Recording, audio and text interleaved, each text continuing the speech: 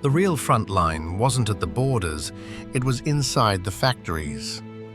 Dawn, somewhere over the English countryside. A low mist clings to the hedgerows as engines roar to life. One after another, massive B-17 flying fortresses taxi across dewy runways, lining up like armored beasts waiting for the signal to charge. Within moments, hundreds of bombers rise into the sky, heading east toward the heart of Nazi Germany. But what they're flying toward isn't a battlefield. It's not a beachhead or a trench line. It's something far more concealed and far more dangerous. Because in 1943, the most critical war zone wasn't on land. It was in the hidden gears of Germany's industrial machine.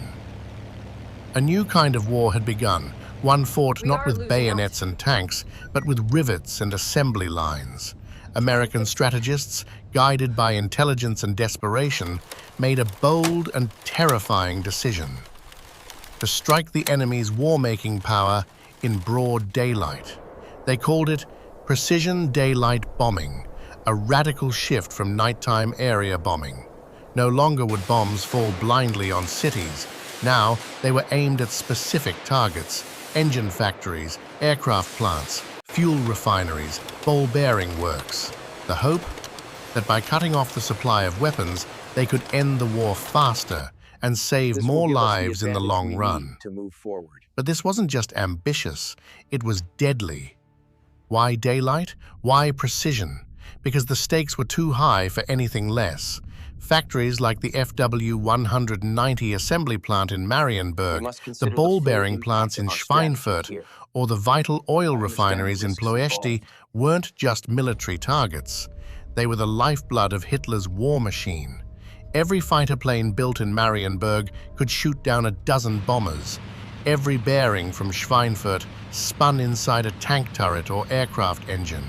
Every drop of synthetic fuel refined at Ploiești kept the German army rolling. But here's the challenge. These weren't easy targets. They were surrounded by layers of anti-aircraft defenses, patrolled by the Luftwaffe's best fighter wings, and shielded by fog, smoke, and the unpredictable skies. We weren't soldiers. We were mechanics, fathers, sons. But up there, we fought like warriors. Copy that. They were young, far too young. Most were barely out of high school. Some were married, some had never been kissed. A few came from farms, others from cities. What they had in common was a cockpit, a uniform, and a terrifying mission. They were the crews of the B-17 Flying Fortress, the steel giants of the American daylight bombing campaign. The fortress in the sky. The B-17 wasn't just an aircraft. It was a machine built for survival. With 4 powerful engines, multiple .50 caliber machine guns, and armor-plated compartments, it earned the nickname Flying Fortress for good reason. It flew high, carried heavy loads, and could return home with massive damage, sometimes with holes the size of doors in its fuselage.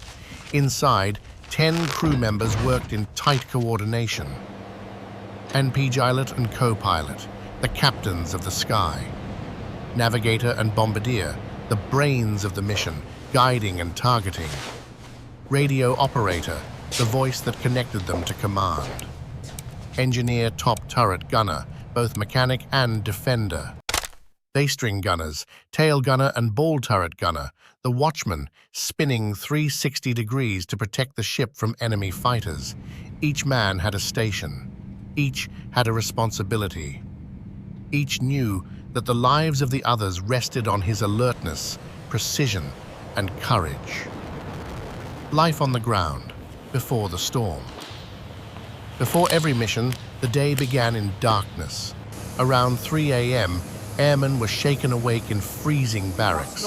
They dressed in layers, wool underwear, heated suits, oxygen masks, flak vests. Then came breakfast, eggs, toast, maybe a joke or two, though no one laughed much. The briefing room was silent, except for the sound of shuffling boots. Then came the map reveal, today's target. Hearts sank, whispers started, eyes darted. Some missions were worse than others. Schweinfurt, Berlin, Marienburg. After the briefing came final checks. Each man inspected his station, guns loaded, the people beneath the wings. While the crew prepared to fly, hundreds more prepared to support. Wang crews worked overnight to patch bullet holes, swap engines, test electronics. Armorers loaded bombs with meticulous precision. Meteorologists studied charts to predict clear skies or sudden fog. Flicked control teams mapped complex air corridors to keep squadrons in formation. Everyone knew a single error could cost 10 lives. Behind every B-17 was a silent army, keeping the flying fortress in the air and praying it would return. Their faces, their stories. These weren't just soldiers, they were stories in motion. Lieutenant Sam Chen, the son of Chinese immigrants, flew as navigator. His parents didn't speak English, but he flew for their future. Kaepernick Elijah Turner, a black-tail gunner from Georgia, faced segregation on base, but in the sky he was equal. His gun, his aim, his courage spoke louder than race. Subservers Sergeant Tommy Raines, just 19, joined with a forged signature. He carried a harmonica in his jacket and played it softly before takeoff. It was the only sound in the belly of the beast. Each had a reason to fly. Each had someone waiting at home. Each stepped into the fortress, knowing full well that 1 in 4 never returned.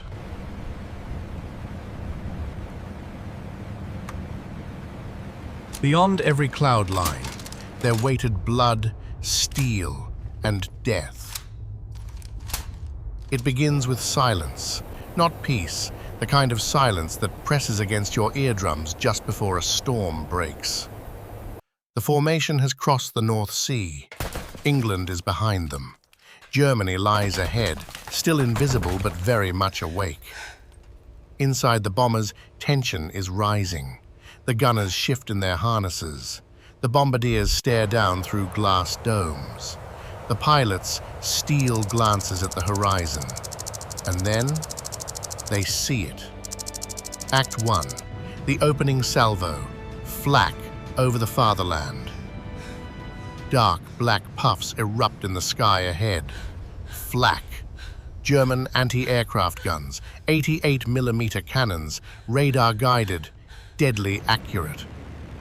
The first bursts are wide, then closer, then deafeningly near. Inside the aircraft, shrapnel rips through metal. Some flak explodes just meters away, sending jagged steel fragments through engines, fuel lines, fuselages, and flesh. No one screams. There's no time. Just oxygen masks, frozen fingers, and a silent prayer. One bomber lurches left, smoke trailing from its wing. It doesn't return. Act 2. Contact. The hunters arrive. At 10:27 a.m., radar confirms it. Luftwaffe interceptors inbound.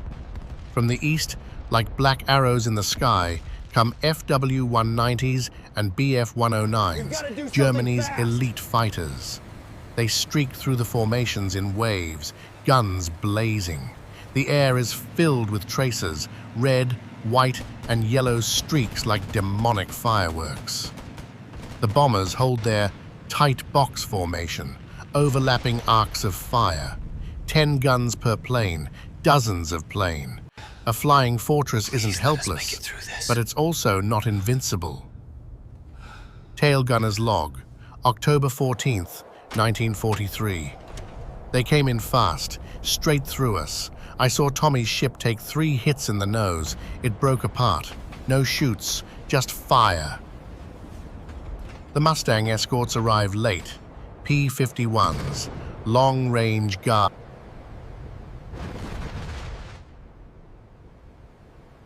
Act 4, the drop. The bombardier counts. 3, 2, 1. The bombs fall. Thousands of pounds of steel and explosive tumbling in silence toward the factories of Marienburg, Schweinfurt, or Munich. Some bombs strike true, others miss. Smoke and flak distort the targets. There's no cheering, only the jolt of the bomb bay doors closing, only the smell of sweat and cordite. Act 5, retreat under fire. But the mission isn't over. Now comes the hardest part, getting home. The Luftwaffe returns, sensing weakened formations. German fighters circle like wolves, chasing limping prey. One bomber, trailing smoke, peels away, alone. Its radio is dead, engines failing. No one knows if it will make it. Inside another B-17, the radio operator lies bleeding. The flight engineer takes over the guns. The navigator tightens his oxygen mask. They're flying blind, but they refuse to break formation, because breaking formation means death. Engines fading, Wings torn, but souls still reaching for the horizon. The bombs are gone. The target is behind them, but for many, the hardest part is just beginning. The return flight from Germany was never a victory lap. It was a test of endurance, of damaged aircraft, of wounded bodies, of unraveling minds, and above all, of silence. The retreat, stragglers and shadows. As the formations turn westward, chaos follows in their wake. Some bombers fly missing engines, coughing smoke into the sky. Others have lost radio contact, flying deaf and blind. Khazru's patch holes with flight jackets, tend to wounds with rags and morphine. The biggest fear isn't being hit again.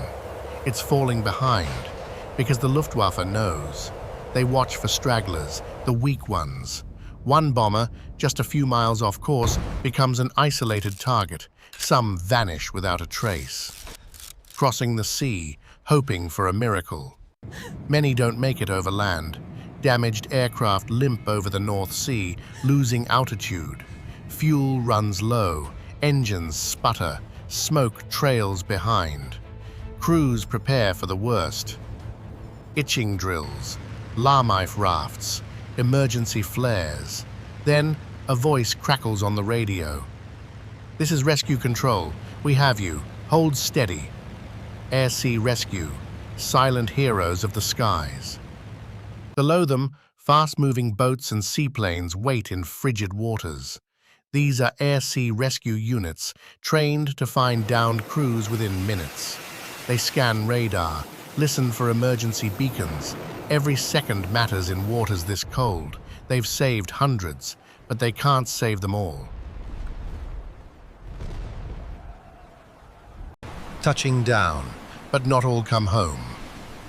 Back at base, ground crews wait on the tarmac. From a distance, they count returning aircraft. Each silhouette is a prayer answered, or a promise broken. Some planes land trailing fire, others barely make it, scraping metal along the runway. Mess few, don't return at all. Emergency crews rush forward, extinguish flames, carry out the wounded. The hangars are quiet. The barracks are quieter. Someone's bed is still made. A photo pinned to a wall stays untouched. Inside the mind, survivors' guilt and silent grief. The surviving crew members step off the plane in a daze. Some collapse into stretchers, others stare blankly, hands still trembling. Wait cheers, no victory songs, just silence. The debriefings come later, so do the letters to families. But right now, there's only one thought. We made it, but at what cost? The invisible army, medics, mechanics, and watchers. Behind every mission are those who never flew, but without them, no one would have returned. Shootout tend to shattered bodies and fragile minds. That our operators track returning planes through rain and static. Engineers weep quietly as they inspect bullet-riddled wings they had serviced just hours before. These men and women fight a different war, one of maintenance, mercy, and mourning. Like this. No victory ever came from gunfire without being paid for in blood. By late 1944, the numbers told two stories. One story was written in damaged factories, missed production quotas, and crippled logistics. The other was carved into the faces of air crews who'd returned and the empty bunks of those who hadn't. The strategic cost, for them and for us. The daylight bombing campaign weakened Germany, yes, but it also nearly broke the 8th Air Force. Over 26,000 American airmen were killed in Europe. Tens of thousands more were wounded, captured, or haunted forever. And yet, the mission worked at a cost. Germany's response, running out of time, men, and airplanes. German factories, under constant threat, began moving underground. Production was split across thousands of small facilities. Assembly lines were rebuilt in caves, tunnels, and abandoned rail lines. But it wasn't enough. Luftwaffe ran out of fuel. Trained pilots were lost faster than they could be replaced. Trims and training programs were shortened. Survival rates dropped. By the time Allied bombers returned in spring 1945, German skies were emptier. Not because the war was won, but because the enemy had no one left to fight it.